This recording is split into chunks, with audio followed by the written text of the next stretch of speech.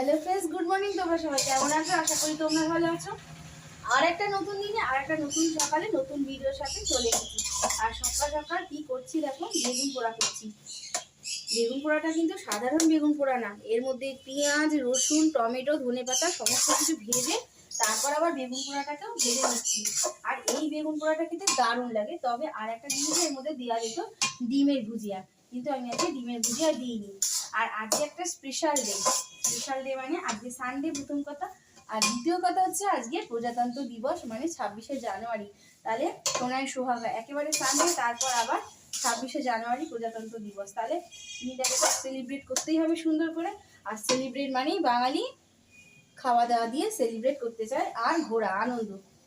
তাহলে জীবনে বেঁচে থাকতে গেলে আনন্দ করতে হবে, আর খাওয়া দাওয়াটাকে জমিয়ে করতে হবে যেভাবেই পারি আমরা, তাই না? আর সাধারণ মধ্যবিত্তের খাওয়া দাওয়া মানে ওই যে চিকেন। মটনের দিকে হাত বাড়ানো যাবে না, কারণ মটনের কিন্তু প্রচুর দাম, সোনার মতো। তাই চিকেন দিয়ে মন ভরাতে হবে আমাদের মধ্যবিত্তদের, তাই তো? তাহলে চলো এই বেগুন পোড়া রুটিটা দিয়ে ব্রেকফাস্ট শুরু করে দিই, তারপরে রান্না বান্নায় হাত দিতে হবে। খাবার কিন্তু রেডি করে নিয়েছি, কিন্তু দেরি করলে কিন্তু বেগুন পোড়া একদম ঠান্ডা হয়ে যাবে, কারণ যেহেতু শীতকাল।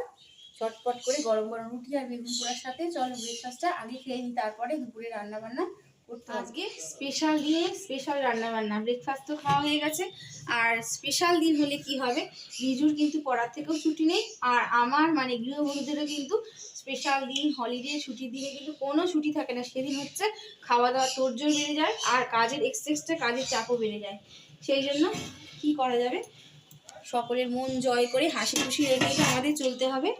এটাই আমাদের ধর্ম, সংসার ধর্ম হচ্ছে বড় ধর্ম, তাই তো?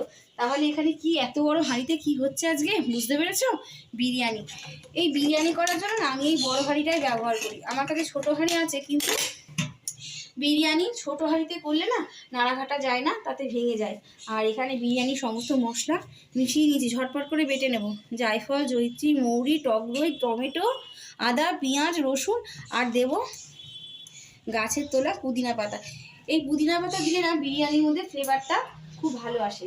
আর আজকে বিরিয়ানিটা করবো একেবারে আমার মনের মতো করে, কারণ আমরা তো বিরিয়ানিতে আলু দিই। ভাবলাম ঘরে অনেক ফুলকপি আছে, ফুলকপিগুলো নষ্ট হয়ে যাচ্ছে, ছোটো ছোটো করে ফুলকপি কেটে নিয়েছি। এই ফুলকপিটাকে একটু ভাপিয়ে ভালো করে ভেজে এই ফুলকপি দেবো, তার সাথে মটরশুঁটিও অ্যাড করবো। দেখা যাক নতুন ফর্মুলায়, মানে আমার ফর্মুলায় করা বিরিয়ানিটা কেমন লাগে খেতে।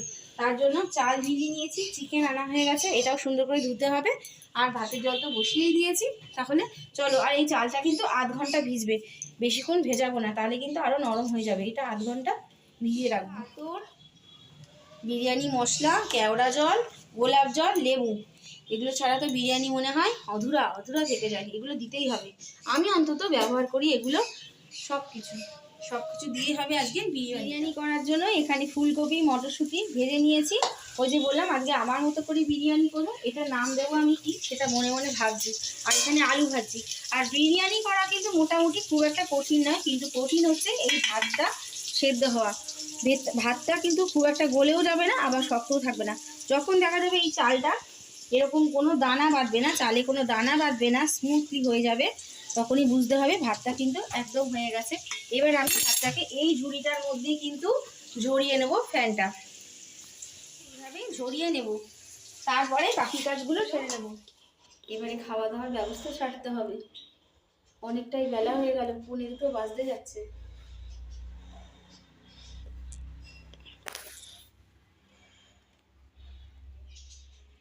আর এগুলো আমার দেওয়ালে টাঙানো আছে, এই ঠাকুর দেবতাগুলো। এগুলো ক্যালেন্ডার থেকে কেটে নিয়েছি, খুব ভালো লেগেছিল বলে তাই। পুজো সারা হয়ে গেল, কিন্তু বাজার গোছানো এখনো হয়নি। ভাবছি যে বাজারটা গুছিয়ে নিয়েই খেতে দেবো। আর আজকে বিরিয়ানি করতে করতে ছোলা পালং শাকটা বেছে নিয়েছি। এই ছোলা পালং শাকটা কালকে হবে, আর বাঁচা থাকলে না অনেকটাই সুবিধা হয়।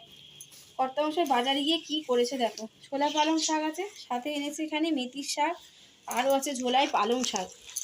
আর কি বলবো, শাক খেয়েই থাকতে হবে। আর ঘরে বেগুনেরও অভাব নেই, যত খুশি শাক খাও, যত খুশি বেগুন, যত খুশি সবজি, এই তো আর কটা দিন, তারপরেই শুরু হয়ে যাবে গরমকাল। কি খাবো, কি করব, এই রান্না, তাই না? ভাবতে ভাবতেই দিন চলে যাবে। আর এখন ভাবছি এত সবজি কোনটা ছেড়ে কোনটা রান্না করব।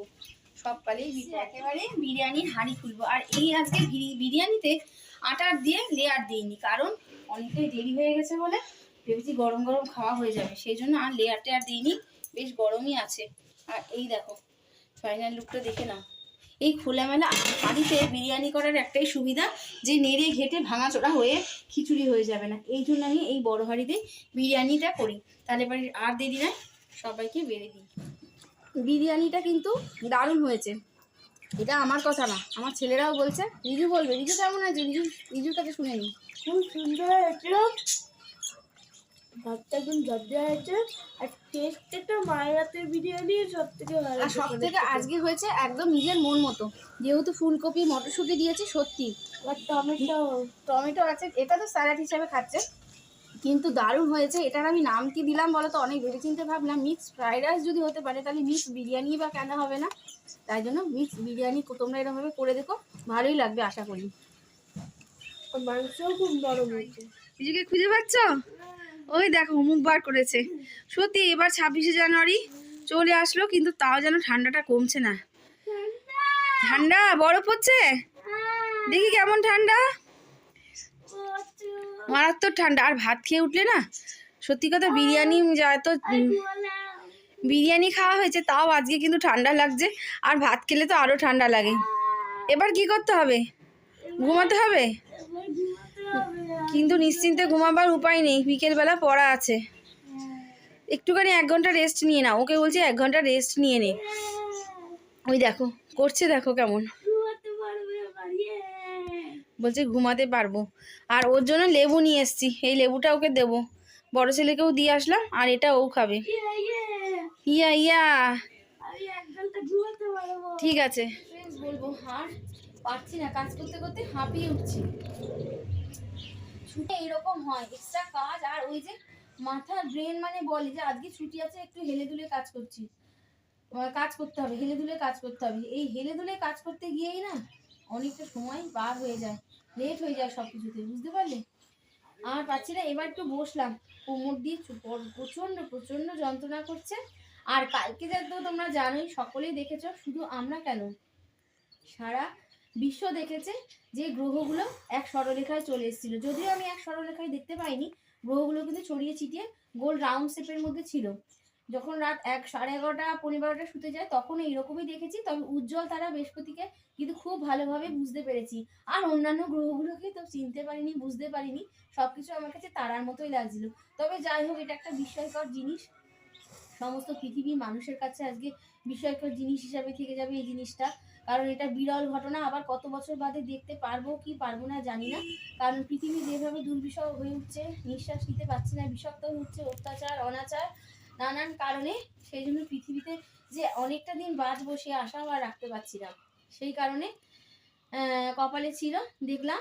আর রিজু আর আমার বড় ছেলে খুব উৎসুক হয়েছিল যে কখন সন্ধে হবে, কখন আকাশের দিকে তাকিয়ে তাকিয়ে দেখবো। কতবার যে ছাদে গিয়ে আকাশের দিকে তাকিয়েছিল, সে আর কি বলবো।